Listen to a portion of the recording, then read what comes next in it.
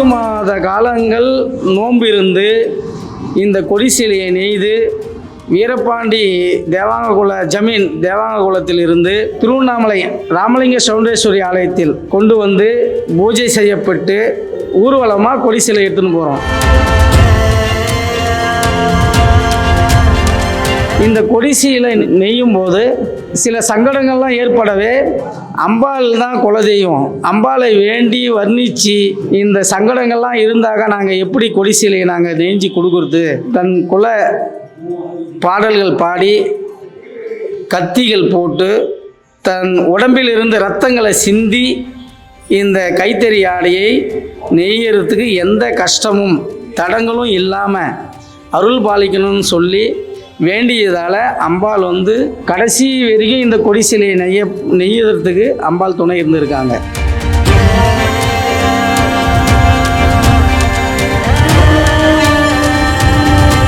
தேவாங்ககுல பொதுமக்கள் அந்த அளவுக்கு கஷ்டப்பட்டு அம்பாளுடைய துணையோடு அந்த காலத்தில் சீலையை நெய்து இப்பையும் தொன்று தொட்டு 6 மாத காலங்கள் கைத்தறியாலேயே சீலையை ரெடி பண்ணி எடுத்துகிட்டு வந்து திருவண்ணாமலை ராமலிங்க சௌண்டேஸ்வரி ஆலயத்தில் வைத்து பூஜித்து கொடியேற்றும் 10 நாள் வைபவத்தில் முதல் நாளே கொடி சிலை ராமலிங்க சௌண்டேஸ்வரி ஆலயத்திலிருந்து தேவாங்ககுல பொதுமக்களால் ஊர்வலமாக எடுத்து சென்று அண்ணாமலையாருக்கு வழங்குதல்.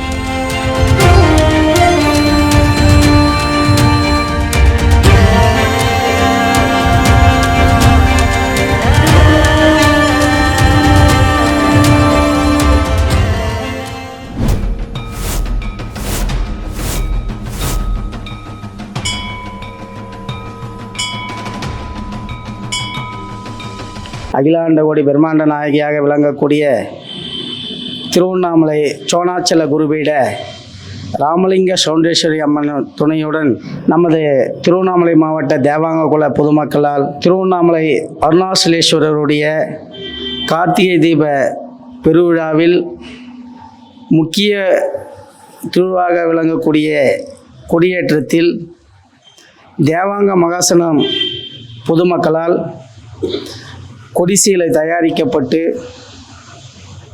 கொடி சீலை ஏற்றும் திருவிழாவின் முதல் நாளாக கொடி சீலை வழங்கும் உபயம் நடைபெற்று வருகிறது.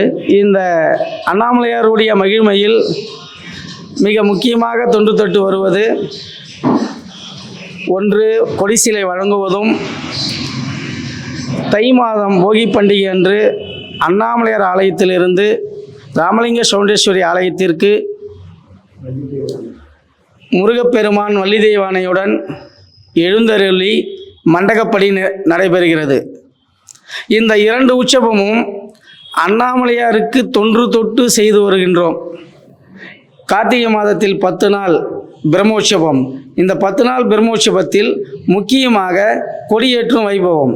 இந்த கொடியேற்றும் வைபவத்தில் தேவாங்ககுல பொதுமக்களால் கொடி சிலை வழங்குவது.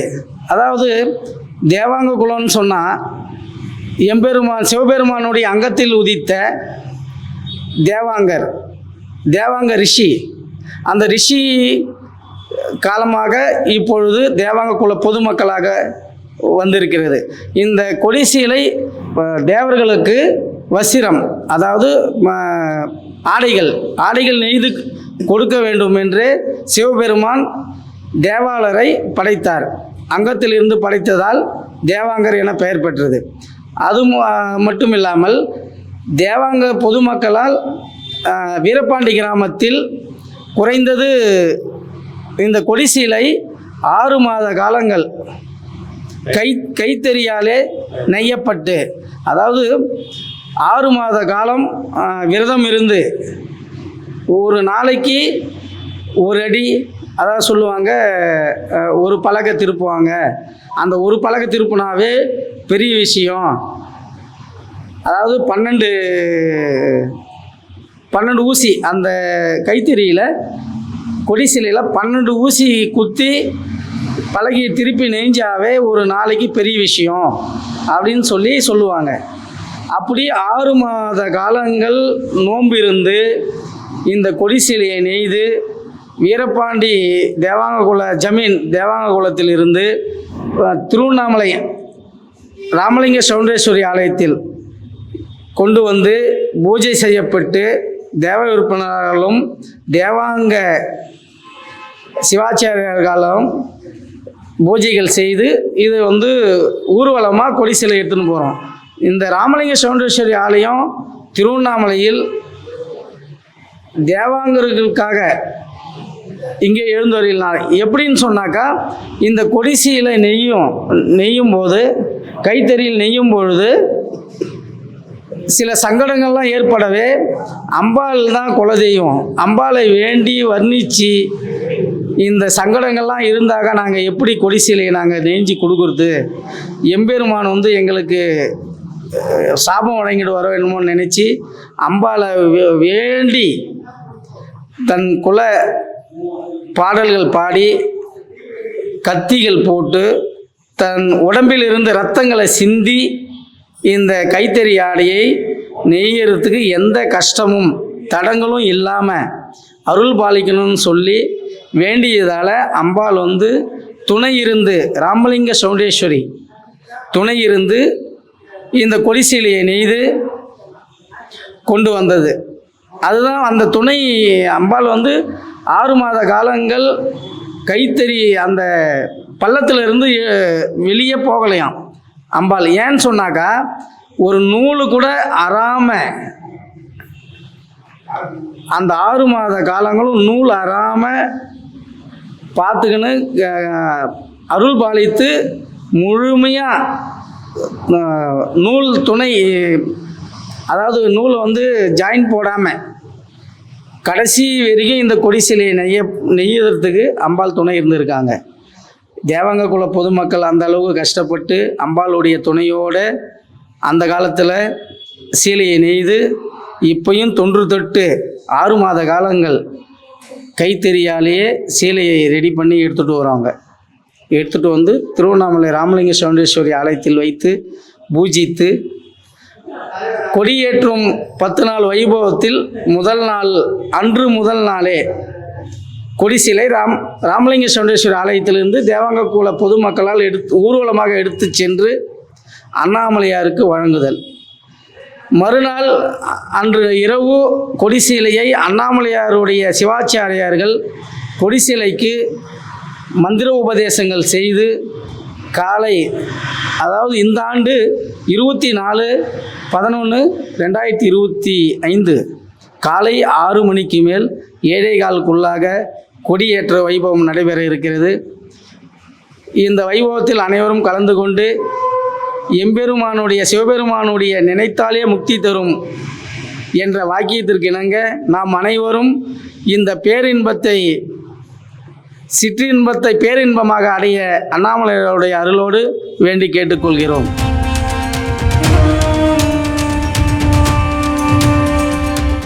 அண்ணாமலையாருடைய மகிமையை நம் வாயினால் மட்டும் சொன்னால் இனிக்காது, மனதினால் சொன்னாலும் இனிக்காது. திருவண்ணாமலை அண்ணாமலையாருடைய பெயரை நினைத்தாலே முக்தி என்று காலத்தொட்டு நடைபெற்று வருகின்ற இந்த நிகழ்ச்சியில், அதாவது என்னன்னு சொன்னால், தேவர்கள் படைத்தல், காத்தல், அழித்தல், இந்த 3 தொழிலும் நடக்கக்கூடியது மகாவிஷ்ணு, விஷ்ணு, பிரம்மா. பிரம்மாவிற்கும் மகாவிஷ்ணுவிற்கும் யார் பெரியவர் என்று ஒரு கோணங்கள் ஏற்பட்டு விட்டது.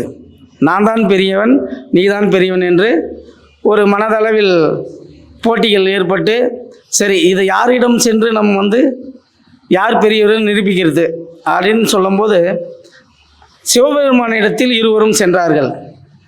சிவபெருமான் என்ன தெரிவித்தார் என்றால், அடியும் முடியும் என்னுடைய பாதத்தையும் என்னுடைய சிரசையும் யாரும் காண்கிறார்களோ அவர்தான் பெரியவர் என்று தெரிவிக்க, உடனே விஸ்வரூபம் எடுத்தார் அண்ணாமலையார். இந்த விஸ்வரூபம் எடுக்கும் பொழுது மகாவிஷ்ணு பன்றி அவதாரம் எடுத்து சிவபெருமானுடைய 2 பாதங்களை நம் கண்டு தரிசித்தாலே நமக்கு முக்தி கிடைக்கும் என்று நினைத்து பூமியை நோக்கி பன்றி அவதாரம் துளைத்து கொண்டு பாதத்தை நோக்கி சென்று கொண்டு இருக்கும் பொழுது அவர் துளைக்க அந்த மண்ணானது பெரிய மலை போல் உருவமாகிவிட்டது.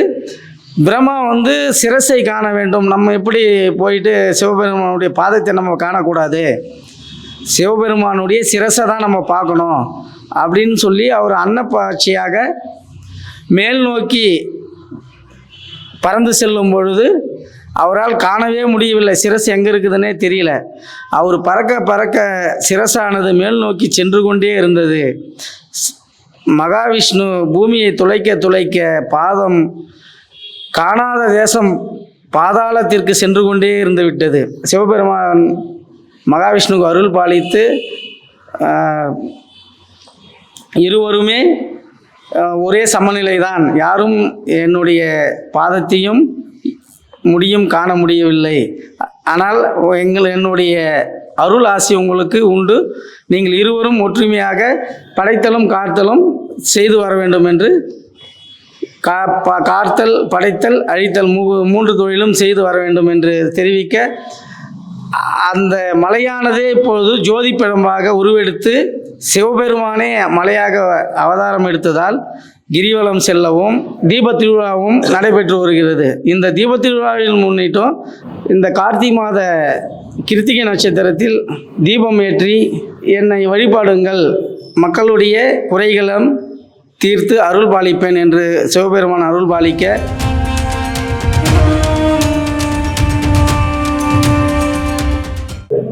முக்கியமான இந்த கார்த்திகை தீப பெருவிழாவில் அருமையான ஒரு வைபவம் நடந்து கொண்டிருக்கிறது. தேவாங்ககுல சத்திரத்தில், தேவாங்குல பொதுமக்களால் தேவாங்குல சத்திரத்தில் அன்னதானம் கொடிசீலை எடுத்து செல்லும் அன்று முதல் தீப தரிசனம் வரை ஒவ்வொரு நாளும் ஒவ்வொரு வேளையும் தேவாங்குல பொதுமக்களால் தேவாங்குல சத்திரத்தில் 63 அன்னதான அறக்கட்டளை என்று அன்று, அதாவது காலங்கள் தொன்று தொட்டு அன்னதானம் நடைபெறுகிறது. இந்த 10 நாள் திருவிழாவிலும் தேவாங்குல பொதுமக்கள் மட்டுமல்லாமல் தமிழ்நாட்டில் இருந்து வரக்கூடிய பக்தர்களுக்கு இங்கே தேவாங்குல சத்திரத்தில் தங்குவதற்கு உணவு அனைத்தும் இங்கு தேவாங்குல பொதுமக்களால் தேவாங்குல சத்திரத்தில் சிறப்பாக நடத்தி கொடுக்கின்றோம். பக்த கோடிகள் அனைவரும் தேவாங்குல சத்திரத்தில் தங்கி எம்பெருமான் சிவபெருமானுடைய அருளை பெற்று ஆண்டுதோறும் அன்னதானத்தில் கலந்து கொண்டு சிறப்பாக நடத்தி தர பக்த கோடிகள் அனைவரையும் வருக வருக எனவும் வரவேற்கிறோம். அன்னதானத்தில் பங்கு கொண்டு சிறப்பான தரிசனங்களை பெற்று நீடோழி வாழ பல்லாண்டு வாழ்த்துகிறோம். திருச்சிற்றம்பலம்.